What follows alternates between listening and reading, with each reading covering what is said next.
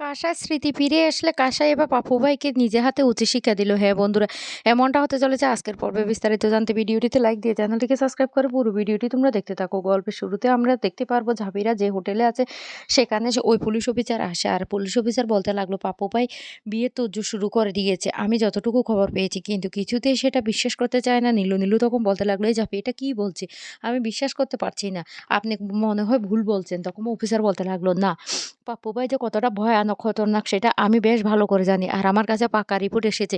ও বিয়ের তোড়জোড় শুরু করে দিয়েছে। আমার মনে হচ্ছে আপনাদের বোনকেও ও বিয়ে করতে যাচ্ছে। তখনই নীলু বলতে লাগলো, এটা হতে পারে না। নীলু আরো বলতে লাগলো, ঝাঁপি এবার আমরা কি করব? আমরা কিভাবে কাসাইকে উদ্ধার করবো? এদিকে দীপও খুব চিন্তা করতে থাকে। এদিকে দেখা যায় বাড়িতে মেহেন্দির প্রোগ্রাম খুব ভালোভাবে শেষ হয়েছে। তখনই পাপ্পু ভাই তাদের সমস্ত সিকিউরিটিদেরকে বলতে লাগলো, তোমরা ঠিকভাবে কিন্তু পাহারা দিবে, যাতে কোনো সমস্যা না হয়। মেহেন্দির প্রোগ্রাম তো খুব ভালোভাবে হয়েছে, এমনকি সংগীতের অনুষ্ঠানও। কিন্তু আমার বারবার সন্দেহ হচ্ছে বিয়েতে কোনো একটা গন্ডগোল হতে পারে। তাই তোমাদেরকে বলছি এমনভাবে সিকিউরিটি বসাবে যাতে বাড়িতে কেউ প্রবেশ করতে না পারে। এদিকে কাঁসাইকে যখন নিয়ে আসে পাপ্পু ভাই তখন দেখে বলতে লাগলো, আমার রাজরানীকে নিয়ে আসা হয়েছে। আমার এই মহলের রানী হয়ে থাকবে ও। ও ওকে না এবার খুব সুন্দর করে সাজাতে হবে। তারপরে যে সবাই মিলে কাঁসাইকে নিয়ে হলুদের প্রোগ্রামের জন্য বসিয়ে দিই। কিন্তু কাঁসাইয়ের মনটা খুব খারাপ। কাঁসাই বারবার বলতে লাগলো, আমি কে? আমার তো বিয়ে হয়ে গেছে, আমি বেশ ভালো করে জানি। অন্যদিকে দেখা যাক মেকআপ আর্টিস্টের টিমটাও চলে এসেছে। আর তাদেরকে দেখে পাপ্পু ভাই তখন বলতে লাগলো, সমস্ত আয়োজন ঠিকঠাকভাবে করেছে তো? রান্না কিন্তু খুব স্বাদ হতে হবে। পাপ্পু ভাইয়ের বিয়ে বলে কথা। এদিকে মেকআপ আর্টিস্ট এরা সবাই যখন ঢুকে পড়ে তখন কাঁসাইকে দেখে ওরা বলতে লাগলো, সত্যি কাঁসাই খুব কষ্টের মধ্যে আছে। যা দেখে তখন ঝাঁপি বলতে লাগলো, আমি মুখ দেখে বুঝতে পারছি কাঁসাই খুব কষ্টের মধ্যে আছে। তারপরেও কি করব? আমাদেরকে তো এখান থেকে কাঁসাইদিকে উদ্ধার করে নিয়ে যেতে হবে। এদিকে নীলু আর দীপ দেখে কাঁসাইকে দেখে বলতে লাগলো, বোন আমাকেও চিনতে পারছে না, কি করব কিছু বুঝতে পারছি না। অন্যদিকে সঙ্গীতের অনুষ্ঠান তখন শুরু হয়ে যায়, সবাই নাচ গান করতে থাকে। কিন্তু দীপ তার বোনকে দেখে বারবার কষ্ট পেতে থাকে আর চোখে জল পড়তে থাকে। এদিকে কাঁসাইয়ের মাথাটা প্রচন্ড ব্যথা করছে। কাঁসাই তখন বলতে লাগলো, আমার কিচ্ছু মনে পড়ছে না কেন, আমি কাউকে চিনতে পারছি না কেন, আমার মনে হচ্ছে ওরা আমার পরিচিত, ওদেরকে দেখে আমার কেমন চেনা চেনা লাগছে। এদিকে দীপের যখন চোখ দিয়ে জল পড়তে থাকে তখন ঝাঁপি কাছে গিয়ে বলতে লাগলো, দীপ তুমি এভাবে ইমোশনাল হয়ে না। আমি বুঝতে পারছি তোমাদের কতটা কষ্ট হচ্ছে। কিন্তু তোমাদের এভাবে ভেঙে পড়লে চলবে না। এরপরে ঝাঁপি গিয়ে কাঁসাইয়ের মুখে হলুদ লাগিয়ে দেওয়ার বলতে লাগলো, কাঁসাইদি তোমার কিচ্ছু মনে পড়ছে না। ওরা তোমার এমন অবস্থা করেছে, তোমাকে দেখে আমার বড্ড কষ্ট হচ্ছে, বড্ডই অসহায় মনে হচ্ছে। আজকে তুমি এই জায়গায় পৌঁছেছো একমাত্র ও ওদের দ্বারা। ওদেরকে তো আমি ছাড়বো না। ওদেরকে আমি কিছুতেই ছাড়বো না। কিন্তু আগে তোমাকে এখান থেকে উদ্ধার করে নিয়ে যাই। এদিকে দ্বীপের প্রচন্ড কষ্ট হতে থাকে তার বোনের এই অবস্থা দেখে, যে তার বোনের কিছুই মনে নেই। নীলু তখন বলতে লাগলো, কি করব? কি করব? আমি তো কিছুই বুঝতে পারছি না। দীপদা, জাপি তখন বলতে লাগলো, তোমরা এইভাবে মাঝে, মাঝে থমকে দাঁড়িয়ে যেও না। না হলে কিন্তু উনারা তোমাদেরকে সন্দেহ করবে। প্লিজ তোমরা নিজেদেরকে কন্ট্রোল করো। আমি জানি তোমাদের অনেক কষ্ট হচ্ছে, কিন্তু আমাদেরকে তো ওকে এখান থেকে নিয়ে যেতে হবে। তারপরে গায়ে হলুদের প্রোগ্রামটা যখন শেষ হয়ে যায় তখন উম হঠাৎ করে উজ্জয়িনী ম্যাম বলতে লাগলো, এবার তো ও ম্যাডামজিকে সাজাতে হবে, আমরা নিয়ে যাই। মে রুমটা কোন দিকে বলুন তো? তখন হঠাৎ করে একজন রুমটা দেখিয়ে দিলে ওরা যখন নিয়ে যেতে লাগে তখন পাপ্পু ভাইয়ের সন্দেহ। পাপ্পু ভাই তখন বলতে লাগলো, দাঁড়াও ১ মিনিট। আগে তোমাদের সবার আইডি কার্ড দেখাও, তারপর তোমরা ম্যাডামজিকে নিয়ে যেতে পারবে। বুঝতে পারছো? তখনই রীতিমতো ওরা সবাই চমকে যায় আর বলতে লাগলো, ও সত্যি কি এবার ধরা পড়ে যাব? না, আমাদেরকে কিছু একটা করতে হবে।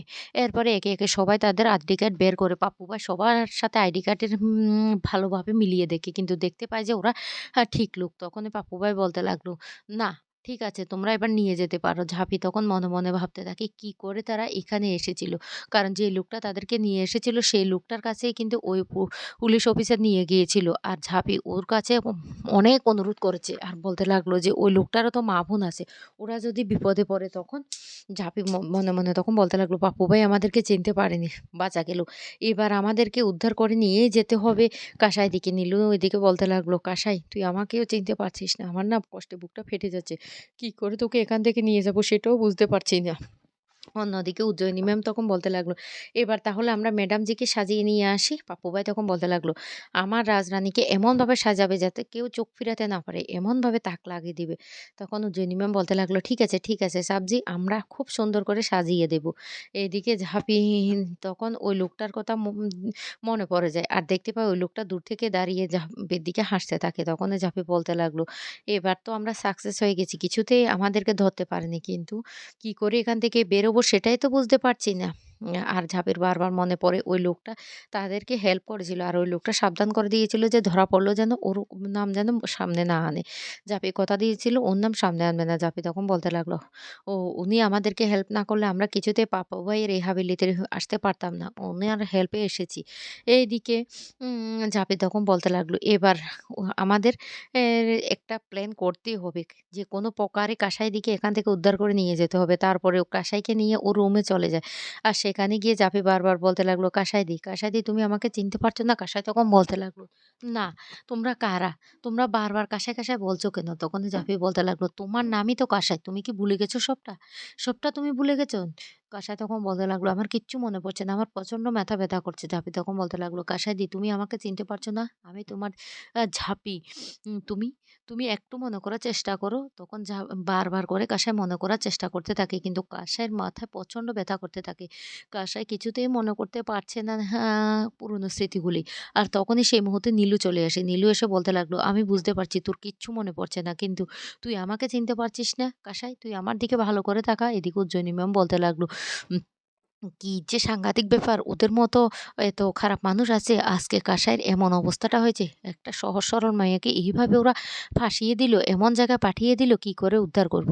এইদিকে বাবুর্চিদের সাথে রান্নাবান্না কেমন হচ্ছে সে নিয়ে আলোচনা করতে থাকি ওই লোকটার সাথে এ দে পাপ্পু ভাই। আর তখনই সেখানে ছদ্মবেশী ইনকা চলে আসে। আর ইনকাকে দেখেই তো পাপ্পু ভাই অবাক হয়ে যায় আর বলতে লাগলো, "তুমি কে? কে তুমি?" তখন ইনকা বলতে লাগলো, "আমি যে হই না কেন?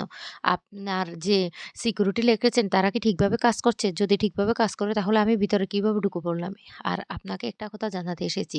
আপনাদের বাড়িতে মেয়েটাকে খুঁজতে যে কালকে যারা এসেছিল তারা কিন্তু এখনো কিন্তু মুর্শিদপুর ছেড়ে কোথাও যায়নি। তারা এখনো মুর্শিদপুরে একটা হোটেলে আছে। আর ওরা এসে হামলা করে আপনার আর এখান থেকে আপনার রাজরানীকে তুলে নিয়ে যাবে না তো?" তখনই পাপ্পু ভাই তার সিকিউরিটিদের মারতে শুরু করে আর বলতে লাগলো, "এই তোরা কি করছিস? কি করছিস? তাহলে ওই মেয়েটা কি করে ঢুকলো?" তারপরে যখনই ইনকার পরিচয় জানতে চাই, ইনকা তখন বলতে লাগলো, "আমি তো কিছুতেই নিজের পরিচয় দেব না। কারণ আমি মরবো নাকি? আমি পরিচয় দিব না।" তারপরে ইনকা বলতে লাগলো, "আমার তো সন্দেহ হয় আমি যেভাবে ছদ্মবেশে এখানে ঢুকে পড়েছি, এভাবে কেউ ঢুকে পড়েনি তো?" এইদিকে দেখা যায় নীলু বারবার করে কাসাইকে বলতে থাকে। আর নীলু তখন তার মাথার পাগড়ি এমনকি গোঁফগুলিও খুলে ফেলে আর বলতে লাগলো, "কাসাই তুই আমাকে চিনতে পারছিস না? আমি তোর বর। নীলু ভালো করে ভেবে দেখ। মনে পড়ছে?" তখনই কাসাইয়ের মাথায় একটু, একটু স্মৃতি ফিরে আসতে থাকে আপচা, আপচা করে। ঝাঁপি তখন বলতে লাগলো, "কাসাইদি, কাসাইদি তোমার কি এখনো মনে পড়ছে না?" কাসাই তখন বলতে লাগলো, "আমার কেমন আবছায়, আবছায় মনে পড়ছে।" তখনই বলতে লাগলো, "ভালো করে ভেবে দেখো।" তখন তাদের পুরনো কথাগুলি বারবার বলার চেষ্টা করে নীলু। আর তখন আস্তে, আস্তে কাসাইয়ের স্মৃতি ফিরে আসে। কাসাই তখন বলতে লাগলো, "আমি এখানে কি করে এলাম?" জাপি তখন বলতে লাগলো, "কাসাইদি তোমাকে বাঁচানোর জন্য আমরা ছদ্মবেশে এখানে এসেছি। এবার আমাদেরকে যেকোনো প্রকারে তোমাকে এখান থেকে উদ্ধার করে নিয়ে যেতে হবে।" কাসাই তখন বলতে লাগলো, "পাপ্পু মল্লিককে আমি ছাড়বো না। ওকে আমি নিজ হাতে